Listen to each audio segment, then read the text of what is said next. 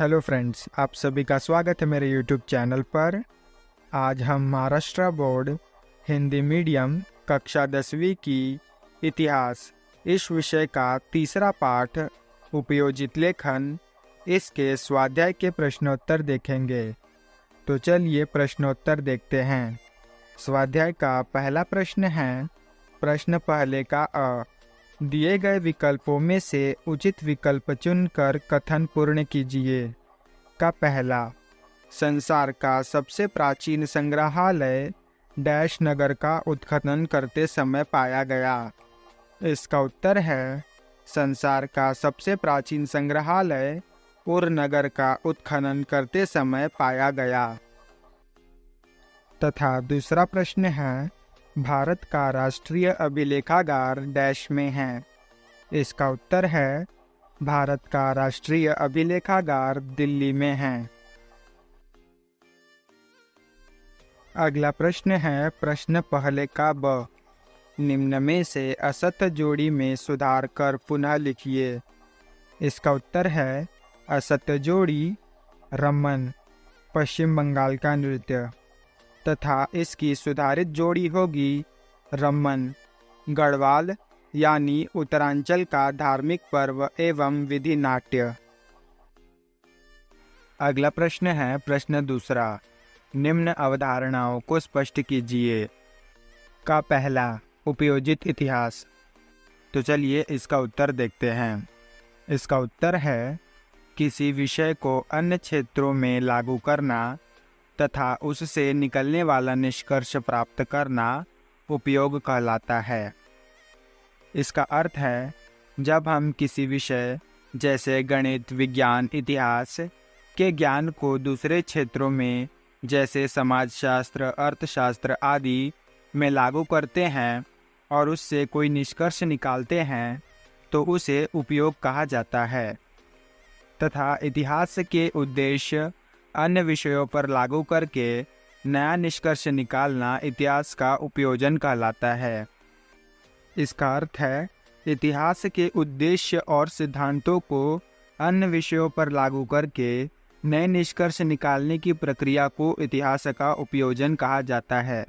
उदाहरण के लिए, अगर हम इतिहास के ज्ञान का उपयोग किसी आधुनिक समस्या को हल करने के लिए करते हैं तो यह इतिहास का उपयोजन होगा।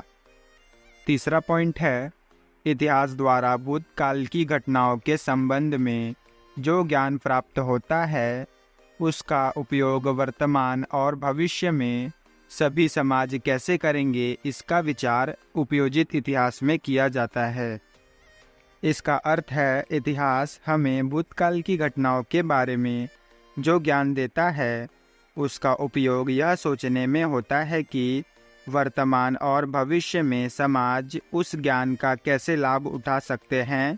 इसे उपयोजित इतिहास कहा जाता है, जहां हम इतिहास को वर्तमान और भविष्य के संदर्भ में उपयोगी बनाने की कोशिश करते हैं।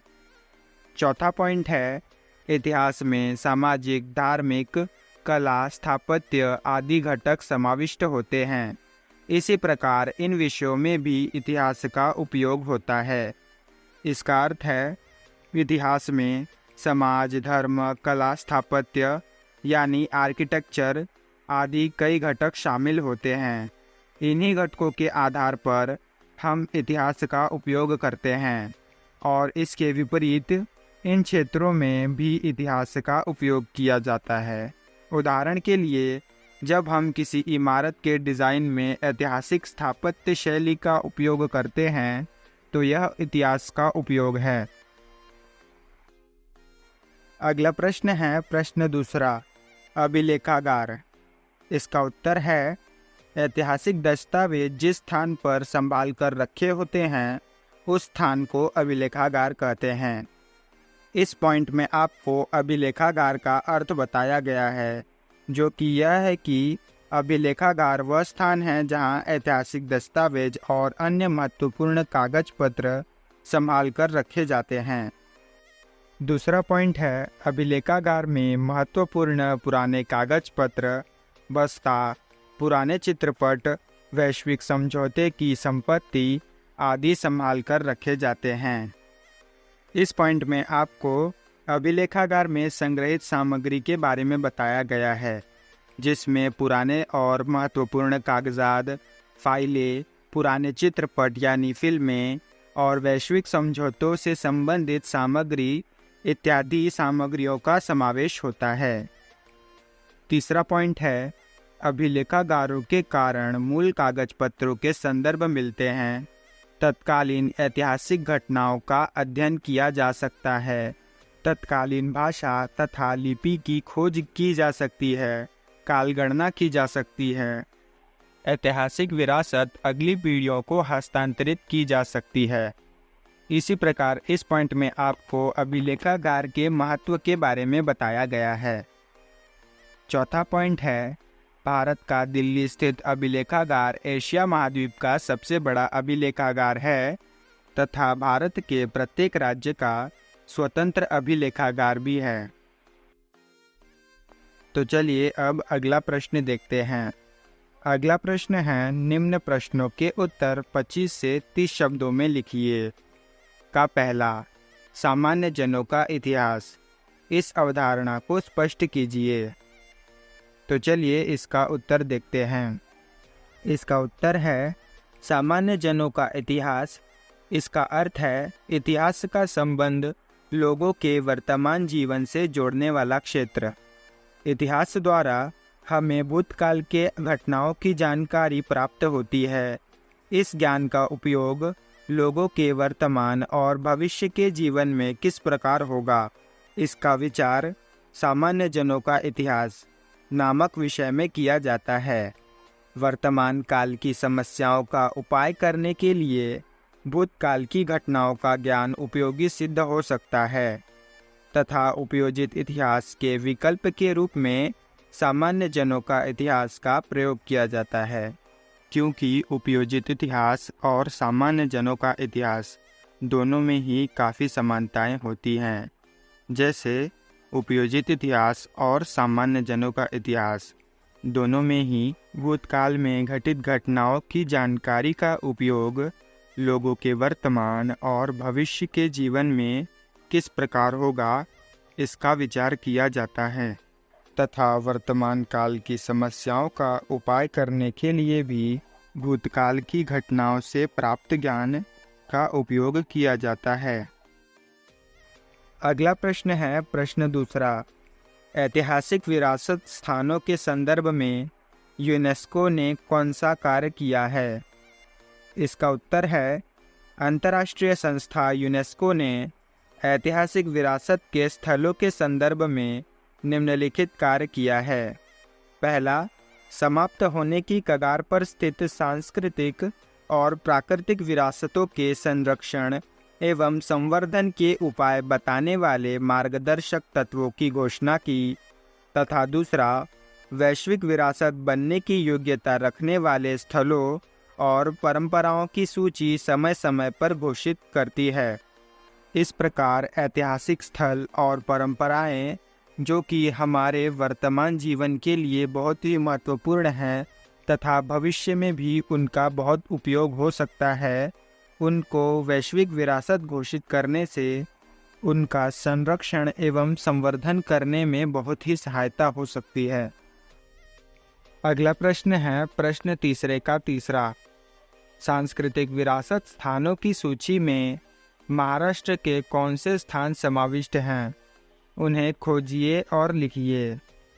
इसका उत्तर है, यूनेस्को द्वारा घोषित की गई वैश्विक सांस्कृतिक विरासतों के स्थलों की सूची में महाराष्ट्र के निम्नलिखित स्थलों का समावेश है। पहला, अजंता की गुफा। दूसरा, एलोरा की गुफा और कैलाश मंदिर।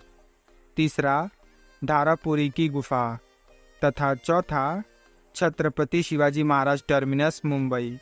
इसी के साथ रायगढ़, देवगिरी, जंजीरा, सिंधुदुर्ग आदि स्थलों तथा किले एवं जल किले जो इस सूची में नहीं हैं, उनका भी महाराष्ट्र के सांस्कृतिक विरासत स्थलों में समावेश होता है। अगला प्रश्न है, प्रश्न चौथा, निम्न संकल्पना चित्र पूर्ण कीजिए। सांस्कृतिक विरासत मूर्त तथा अमूर्त।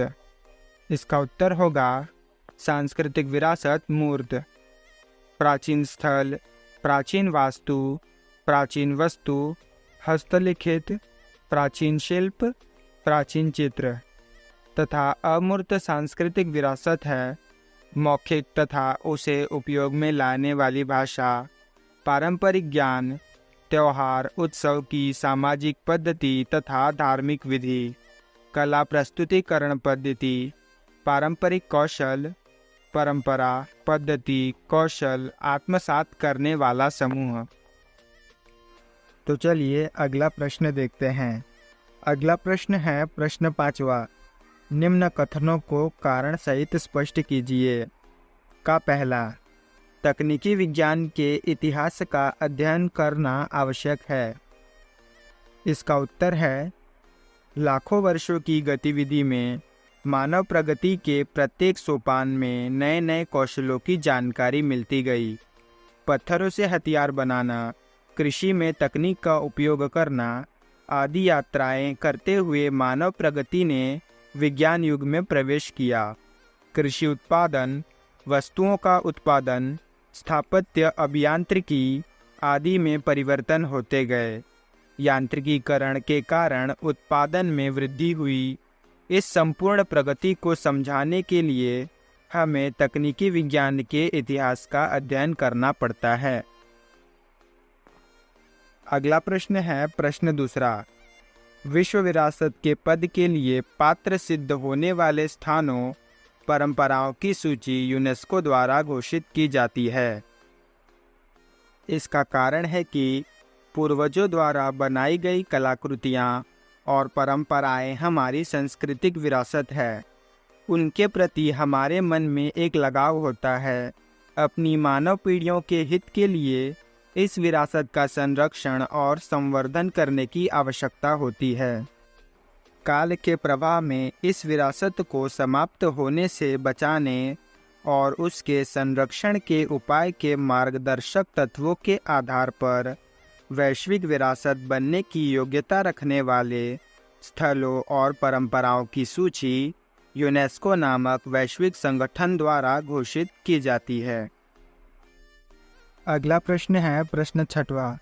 निम्न प्रश्नों के उत्तर विस्तार में लिखिए। का पहला, निम्न विषयों के अनुसंधान में इतिहास की अनुसंधान पद्धति किस प्रकार उपयुक्त सिद्ध होगी, वह स्पष्ट कीजिए। विषय हैं विज्ञान, कला तथा प्रबंधन विज्ञान। तो चलिए इसका उत्तर देखते हैं। इसका उत्तर है प्रत्येक क्षेत्र के ज्ञान संचय का इतिहास स्वतंत्र होता है। इस ज्ञान संचय के आधार पर ही प्रत्येक विषय की प्रगति की दिशा और यात्रा निश्चित होती है। इसका अर्थ है हर क्षेत्र में ज्ञान का अपना एक इतिहास होता है और इस इतिहास के आधार पर उस विषय की प्रगति और दिशा तय होती है। इन सभी विषयों के संशोधन में इतिहास की संशोधन पद्धति उपयोगी होती है। इनके कुछ विषय: पहला, विज्ञान, मानव आवश्यकताओं की पूर्ति और जिज्ञासा का समाधान करने के प्रयत्न द्वारा अनेक वैज्ञानिक शोध करने पड़ते हैं। इसके पहले उपलब्ध वैज्ञानिक ज्ञान का उपयोग किया जाता है। इन संशोधनों के पीछे की कारण स्वरूप परंपराओं, कालक्रम तथा सिद्धांतों का अध्ययन किया जाता है। विज्ञान के इतिहास का ज्ञान प्रत्येक शोध में उपयोगी होता है। इसका अर्थ है विज्ञान में नई खोजें करने के लिए पहले से उपलब्ध ज्ञान का उपयोग किया जाता है। इन संशोधनों के पीछे की परंपराओं, समय और सिद्धांतों का अध्ययन किया जाता है। विज्ञान का इतिहास प्रत्येक शोध में सहायक होता है। तथा दूसरा विषय है कला। किसी भी कला का विकास वैचारिक, भावनात्मक और सांस्कृतिक परंपराओं के आधार पर ही अभिव्यक्त होता है। इन कलाओं का अध्ययन करते समय इन सभी परंपराओं का इतिहास समझना पड़ता है। संबंधित कलाकृति किस प्रकार साकार हुई, उसके पीछे निर्माता की क्या मानसिकता थी, प्रचलित कला शैली कौन सी थी, इस संपूर्ण सांस्कृतिक इतिहास का अध्ययन महत्वपूर्ण होता है। इसका अर्थ है कला का विकास वैचारिक, भावनात्मक और सांस्कृतिक परंपराओं पर आधारित होता है। कला का अध्ययन करते समय इन परंपराओं और सांस्कृतिक इतिहास को समझना जरूरी होता है, जिससे यह पता चले कि संबंधित कलाकृति कैसे बनी, निर्माता की मानसिकता क्या थी और प्रचलित कला शैली कौन सी थी। तथा तीसरा विषय है प्रबंधन विज्ञान।